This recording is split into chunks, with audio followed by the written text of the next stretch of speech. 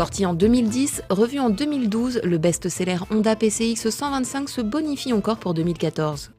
Un relooking esthétique, une consommation encore réduite et une foule de petits détails pratiques améliorant vie à bord et confort concourent à parfaire ce roi des villes déjà au top. La ligne générale du PCX ne change pas fondamentalement pour 2014, mais les retouches apportées lui confèrent une allure plus dynamique. Bloc optique avant et boucle arrière plus affilée, moins de plastique noir au bénéfice de la carrosserie peinte et adoption d'un éclairage exclusivement confié à des LED, jamais vu jusqu'alors sur un scooter de ce niveau de gamme. Il conserve son guidon naked façon d'un roadster, la finition est exemplaire, rien ne dépasse. Toujours aussi facile à prendre en main. Le PCX permet aux grands d'allonger un petit peu leurs jambes et de bien circuler sur la selle, dont le dosseret a été enlevé sur cette version. Et quant aux petits, toujours pas de souci, puisque la selle est vraiment très basse. Et les 130 kg du PCX ne sont vraiment pas un souci pour garder le contrôle.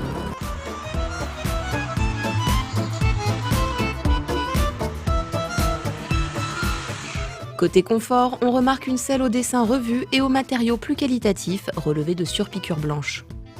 Elle bénéficie maintenant d'un système de retenue qui la tient ouverte lorsque l'on veut accéder au coffre, qui contient toujours un casque intégral. Le passager, quant à lui, bénéficie de larges repose-pieds escamotables.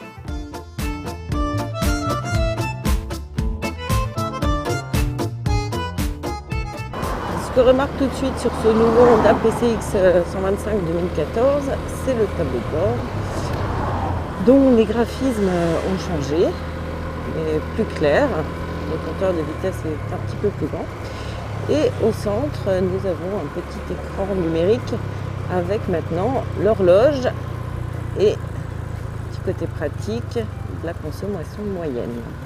Ce qu'on apprécie en plus des nouvelles infos du tableau de bord, c'est l'apparition de warning à main droite, toujours pratique dans la circulation. Bon, il n'y a toujours pas d'appel de phare. Le contacteur est désormais noir et non plus métallique, et le volet anti-effraction se ferme automatiquement lorsque l'on bloque la direction. L'écran numérique prend maintenant place au centre du compteur de vitesse analogique. Original, l'aiguille de la vitesse tourne désormais autour de l'extérieur du cercle et n'a plus sa base au centre. Enfin, à gauche du tableau de bord, la boîte à gants a été agrandie de façon à y déposer une canette et recèle maintenant une prise 12 volts.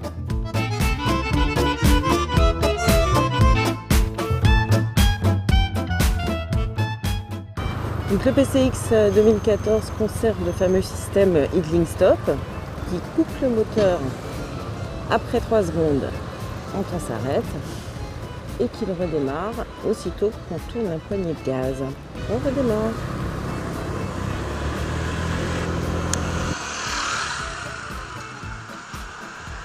Pour rouler encore plus longtemps sans passer à la pompe, le PCX 2014 étraîne un réservoir de 8 litres au lieu de 6, tandis que le moteur a bénéficié encore d'une réduction des frictions internes. Nous avons relevé une consommation de 2,7 litres au 100 au lieu de 2,8 sur le modèle précédent, idling stop en action.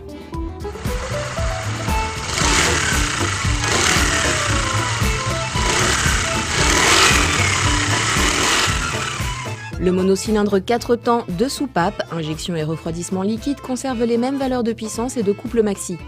8,6 kW et 12 Nm, mais il atteint ce couple à plus bas régime.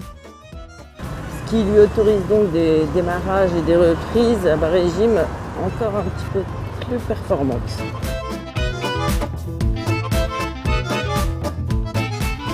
Niveau partie cycle, rien n'a changé non plus. Le PCX 2014 conserve ses jantes de 14 pouces et ses pneus IRC. Le tout donne une tenue de route qui combine parfaitement stabilité et vivacité.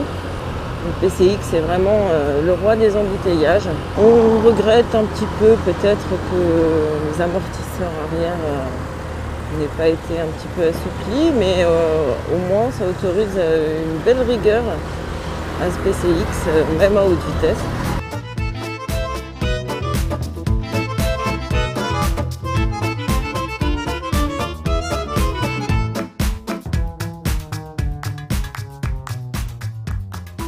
Côté freinage, rien n'a changé, toujours pas d'ABS, mais on conserve le freinage combiné au levier gauche qui dispense une bonne puissance à l'arrière, un petit peu plus légère à l'avant.